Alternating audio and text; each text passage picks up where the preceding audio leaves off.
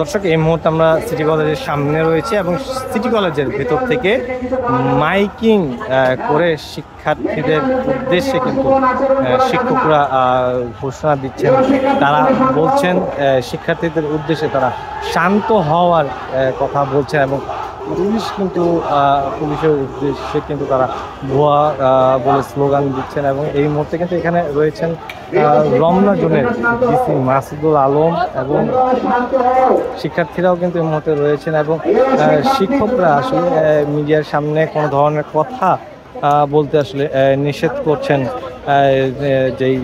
City college প্রশাসন, এবং ভিতর থেকে কিন্তু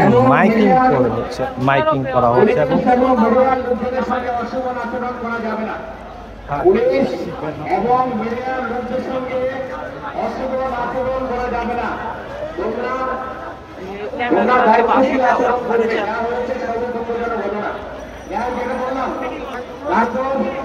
আমরা কলেজ কর্তৃপক্ষ আজকে যাতে এ ধরনের ঘটনা না হয়, এ ধরনের অপ্রত্যাশিত ঘটনা না হয়, এজন্য আমরা সিটি কলেজের সমস্ত শিক্ষকদেরকে সকাল 11টায় আমরা বের করে দিয়েছি রাস্তায়। তারা যথাযথ এখানে সেখানে দায়িত্ব পালন করেছে যথাযথভাবে, যাতে কোনো ধরনের উশৃঙ্খল অবস্থা সৃষ্টি না হয়, কোনো ধরনের গন্ডগোল না হয়।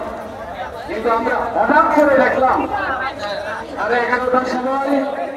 ঢাকা কলেজের একজন শিক্ষার্থী অতর্কিত ঢাকা সিটি কলেজের ছাত্রদের উপর বর্বরোচিত হামলা করল। আমরা দেখলাম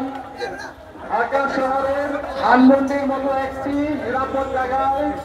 ঐতিহ্যবাহী ঢাকা সিটি কলেজকে তারা বর্বরোচিত ভাবে হামলা করে সীমাহীনভাবে আমরা এই হামলার তীব্র নিন্দা জানাই এবং প্রশাসনের কাছে আমাদের দাবি, যারা আমাদের কলেজের উপর হামলা করেছে আপনারা এবং আমাদের ছাত্রদেরকে যারা আহত করেছে তাদেরকে আপনারা তদন্ত সাপেক্ষে ভিডিও ফুটেজ দেখে অপরাধীদের বিরুদ্ধে ব্যবস্থা গ্রহণ করেন। এটা আমাদের